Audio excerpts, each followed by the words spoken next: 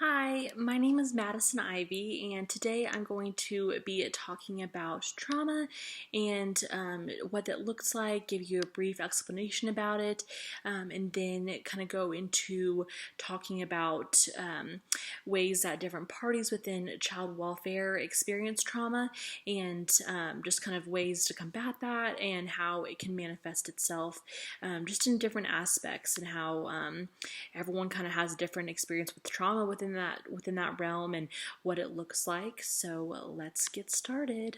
Um, like I said, today I'm going to talk about trauma and just give a brief explanation about what it is and how it can affect an individual. So, trauma originated from the Greek word wound.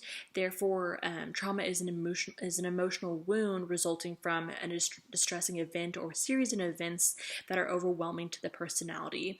I really like that definition of trauma because it gives a visual of an actual wound, like a cut or a scrape or something on ourselves that is a great way to kind of fully grasp the idea of what trauma is, especially when breaking it down to a child or to someone who maybe doesn't know what it is. We can say it's, we hurt ourselves or something that's open that needs our help, and we have to maintain it and take care of it in order to heal it and, get back to where we were before. So, trauma not only affects just brain development, but it also affects the brain structure and the chemical activity over time. This can look like hyperarousal. It can also look like persistent fear response, as well as diminished executive function, and then delayed milestones, weakened response to positive feedback, and then difficulty with social interactions. Not all of these things are going to lead to someone who's experiencing trauma is going to face all of these, but there is the potential. But these are just different ways that trauma can manifest itself in an individual. There are also different types of traumas that an individual can experience, ranging from acute trauma, which is usually based on a one-time experience that is overwhelming to the psyche. So this is like, big things, but it usually only happens once. So, like being raped or being in a very serious car accident or witnessing a murder or some sort of big crime. So these are things that are really heavy and affect an individual, but they're just those one-time things. The next is chronic trauma. So chronic trauma has evolved to multiple family or community events throughout childhood that can leave an individual with significant impairment. So something that a child faced when they were little growing up continually, like an alcoholic parent or substance abuse or being abused by someone, something that happened multiple times that continues to affect a person still to this day. Another form of trauma is post-traumatic stress disorder or PTSD. So this is the type of trauma in which the individual has a specific cluster of symptoms, and so these are like re-experiencing, avoidance, emotional numbing, or hyperarousal. So re-experiencing these thoughts can lead to a multitude of things like feelings of fear, panic, grief, despair, or even nightmares. Historically, PTSD has always been related to veterans, people that have been in war, and it still is, but studies are starting to come out with more and more that children can develop PTSD due to the things in their childhood. People in high-stress jobs like child welfare can develop PTSD. So it's becoming more associated to more people than just veterans. And so it's exciting to know that things are being done in order to take it more seriously. So the next thing I'm going to do is break down the different experiences of trauma within the child welfare setting. So the first thing that I'm going to talk about are the biological parents. And you may be thinking, how does a biological parents experience trauma? They're the ones that are inflicting it on the child, but we have to kind of rewire the way we think about this, because most likely these biological parents, they had, when they were children, they had, potential child welfare history. They had parents that abused and neglected them. They were in DHS, and so that trauma is just a continual cycle. There's things in their lives that that can be triggering that lead to them, abusing their children, which is why they're in DHS custody, or due to trauma and making the brain lower functioning, they've done something that led to their child being put into custody, or even they're struggling with severe PTSD, and the way that they think that they can cope with it is by substance abuse, and then that can lead to the child being put into DHS custody. So we have to kind of, like I said, reshape the way we think about things, because there are, instances where these biological parents have the trauma which led to their child being removed as and being put into DHS custody.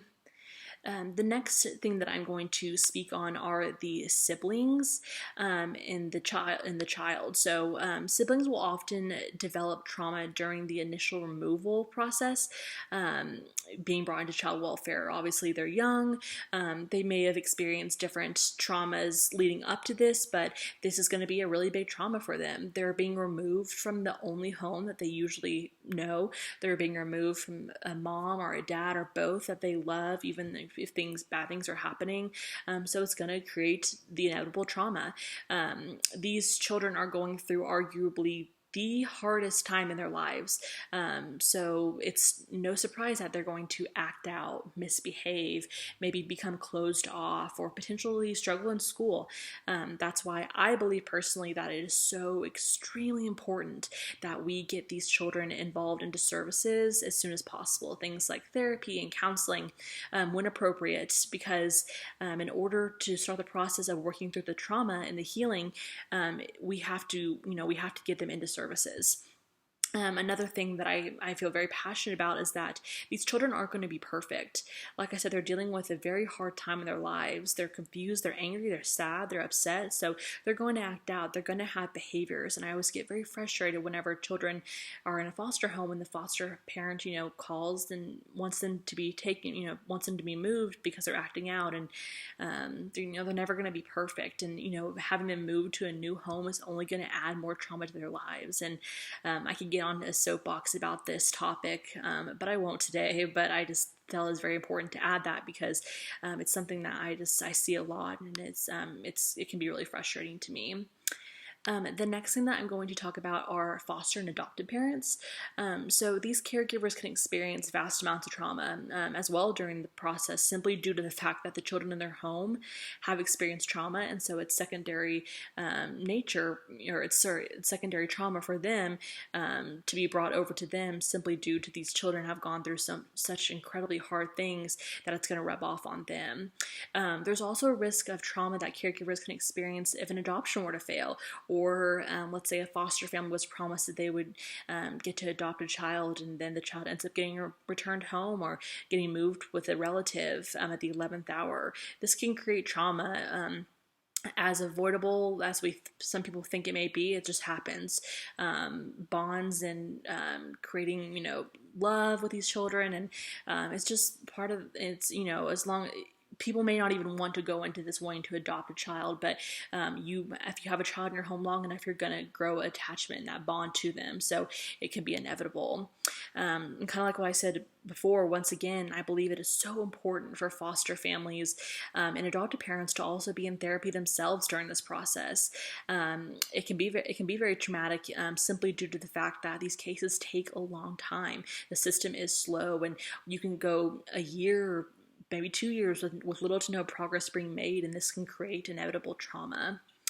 And then the last thing that I'm going to talk about are the child welfare workers. And child welfare workers can often experience trauma in many different ways. This can look like trauma, secondary trauma with just the nature of their job. They're in child welfare, and they're dealing with child abuse and neglect daily. So just the kids in their caseloads and blowing placements and changing service providers and parents not following through and testing positive. It just can create trauma, as well as PTSD that workers can experience while on the job. We're seeing that more and more, that these workers are experiencing PTSD just due to the high stress nature of their job.